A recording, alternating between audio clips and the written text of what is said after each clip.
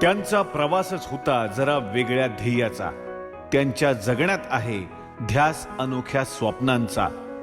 काही माणसं आपल्या स्वभावानं जगण्यातील प्रत्येक कृतीनं अनेक आदर्श निर्माण करतात। त्यांनी निर्माण केलेल्या पाऊलवाटा येणाऱ्या पिढ्यांसाठी आदर्श ठरतात। परिस्थिती, येणारी संकट या कोणत्याही बाबींचा कणमात्रही परिणाम त्यांच्या ध्येय प्रवासावर होत नाही आणि त्यांच्या ध्येयपूर्तीचा प्रवास ठरतो खरा दीपस्तंभ।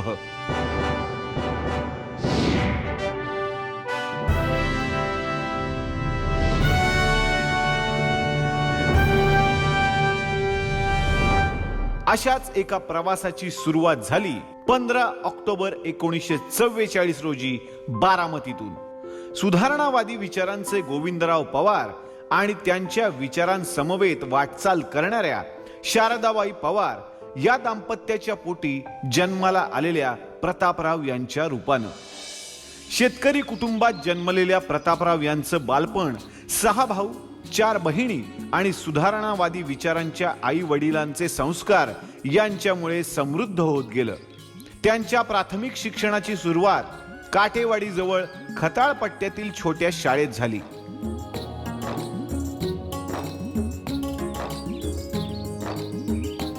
बालपणापासूनच आईनं केलेले अपार कष्टांचे संस्कार, सामाजिक जाणीवेची शिकवण त्यांनी अविरत जपली।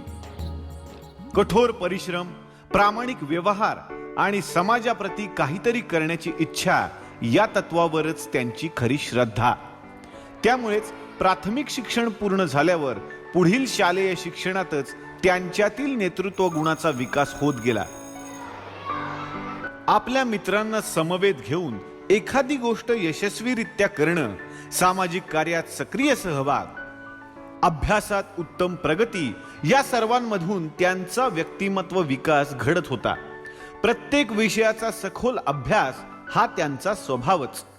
त्यामुळेच पुढील संपूर्ण शिक्षणात अव्वल स्थान त्यांनी कधीच सोडलं नाही।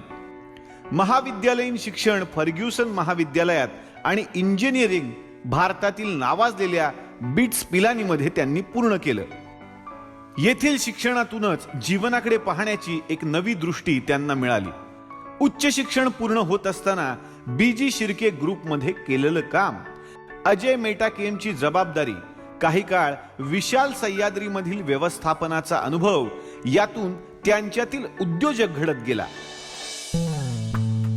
1985 मध्ये सकाळची जबाबदारी शिरावर घेतल्यावर तोपर्यंतच्या जवळपास 53 वर्षातील सकाळची मूल्ये तशीच ठेवत, किंबहुना ती वृद्धिंगत करत त्यांनी आधुनिक तंत्रज्ञान, मशिनरी, उच्च दर्जाचे प्रिंटिंग साहित्य यांचा वापर वाढवत आणि फॉन्ट पासून मांडणीपर्यंत बदल घडवत कर्मचारी प्रशिक्षित करत सकाळला एक दर्जा प्राप्त करून दिला। कुटुंबात मोठी राजकीय पार्श्वभूमी असतानाही त्याचे कुठलेच पडसाद या वृत्तपत्रात त्यांनी उमटू दिले नाहीत। सामान्य वाचकांच्या प्रश्नांना वाचा फोडण्यापासून ते देश विदेशातील तज्ञांच्या अभ्यासपूर्ण उपाययोजनांपर्यंतच्या मजकुरांमुळे आणि निष्पक्ष विश्वासार्हतेमुळे वाचकांनी सकाळला आपलंसं केलं।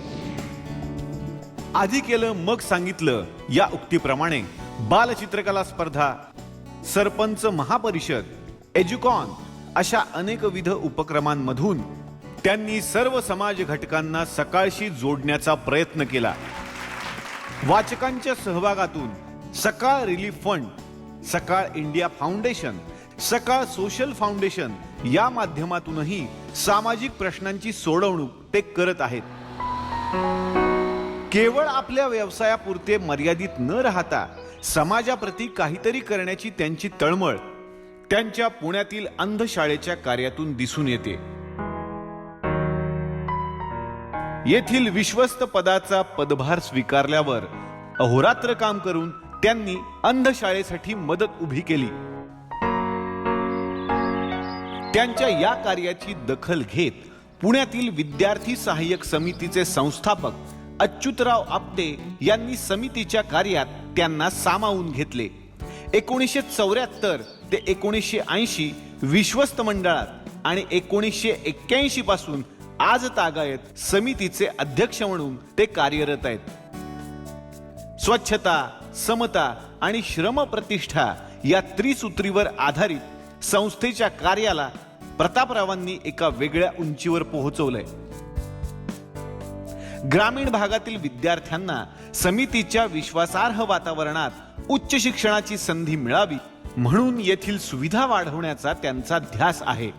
खेड्यापाड्यातील विद्यार्थ्यांमधील गुणांना पैलू पाडून खऱ्या अर्थानं हिरे घडवण्याचं कार्य समितीच्या माध्यमातून होतं ही त्यांची धारणा आहे. समाजातील निराधारांसाठी उभारलेल्या बालग्राम व्हिलेज प्रकल्पात देशातील जवळपास 2000पेक्षा अधिक निराधार मुलांचं उच्च भवितव्य घडलं. या प्रकल्पाच्या उभारणीची दखल भारतीयांनी तर घेतलीच, परंतु परदेशी देणगीदारांनीही त्यांच्या निस्पृहतेचे आणि ध्यासाचे कौतुक केले. कोणतीही गोष्ट हातात घेतल्यावर ती कितीही संकट आली तरी पूर्णत्वास न्यायची हा आदर्श त्यांनी पुढील पिढ्यांसाठी आपल्या प्रत्येक कृतीतून निर्माण केला. पदापुरते मर्यादित न राहता स्वतः कार्यरत राहून प्रत्येक स्तरावर काम करून त्यांनी नवनवीन आदर्श निर्माण केले. पुण्यातील शासकीय अभियांत्रिकी महाविद्यालयाच्या विश्वस्त मंडळाची जबाबदारी पाहताना त्यांनी काटकसरीच्या योजना राबवून शिल्लक निधीतून विद्यार्थ्यांना सुविधा उपलब्ध करून दिल्या. शैक्षणिक गुणवत्तेबाबत उच्चतेच देण्याच्या त्यांच्या ध्यासामुळे आणि अनुभवामुळे हे महाविद्यालय IIT दर्जाचे गणले जाते. अंधशाळा, विद्यार्थी सहाय्यक समिती, बालग्राम, बालकल्याण संस्था, किर्लोस्कर फाउंडेशन, बायफ, अंधश्रद्धा निर्मूलन समिती या सामाजिक कामांबरोबरच Kirloskar Oil Engine, Bharat Force Motors, Finolex Cables मधील संचालक पद, बारामती ग्रेप इंडस्ट्रीची जबाबदारी, तरुण उद्योजकांना हक्काचं व्यासपीठ ठरलेलं मराठा चेंबर ऑफ कॉमर्स यामध्ये उद्योजकतेबरोबरच शेतीचीही त्यांनी जोड दिली. येथील अध्यक्षपदाच्या काळात पुण्यात उभे राहिलेले इंटरनॅशनल कन्व्हेन्शन सेंटर पुण्याचे भूषण ठरले. यामध्ये जिद्द, चिकाटी, दूरदृष्टी आणि कल्पकतेचे नवे आदर्श त्यांनी निर्माण केले आहेत. इंडियन न्यूजपेपर सोसायटीच्या अध्यक्षपदाच्या भरीव कार्यामुळे वर्ल्ड न्यूजपेपर असोसिएशन या जागतिक संघटनेवर उपाध्यक्ष म्हणून त्यांची निवड झाली. या अनुभवातूनच वॅन इंडिया अशी भारतातील आणि वॅनच्या स्थापनेपासूनच्या 60 वर्षातील पहिली जागतिक परिषद 2009 मध्ये त्यांच्या नियोजनात हैदराबाद मध्ये आयोजित केली गेली. 160 देशातील 1800 मान्यवर यात सहभागी झाले होते. तत्कालीन राष्ट्रपती प्रतिभाताई पाटील यांच्या हस्ते परिषदेचं उद्घाटन झालं. 3 दिवसांच्या परिषदेत जेवणाच्या मेन्यू पासून कार्यक्रमाच्या आयोजनापर्यंतच्या आखीव रेखीव नियोजनामुळे परिषदेच्या सांगतेवेळी जगभरातल्या पाहुण्यांनी उभं राहून त्यांना मानवंदना दिली. आपली कल्पकता, नियोजनबद्धता, अपार मेहनत घेण्याची वृत्ती, प्रत्येकाला सोबत घेऊन पुढे जाण्याचा त्यांचा स्वभाव यामुळेच इंजिनिअरिंग, कृषी, सामाजिक, पत्रकारिता, शिक्षण या सर्वच क्षेत्रात त्यांनी केलेली उत्तुंग कामगिरी भावी पिढ्यांसाठी आदर्श ठरेल. त्यांच्या या कार्याचा गौरव देशातील अनेक संस्थांनी आणि संघटनांनी केला. यामध्ये प्रामुख्यानं पुण्यभूषण पुरस्कार, टिळक महाराष्ट्र विद्यापीठाची D.Litt तसेच देशातील मानाच्या पद्मश्रीनं त्यांना सन्मानित करण्यात आलं आहे. आज हा ध्येय प्रवास आपली 75 वर्ष पूर्ण करीत आहे. हा प्रवास शतकपूर्ती साजरी करो अशी त्यांच्या सर्व उद्योग आणि सामाजिक संस्थांच्या वतीनं मनपूर्वक सदिच्छा. त्यांच्या अविरत अखंड कार्यास आमचा मानाचा मुजरा.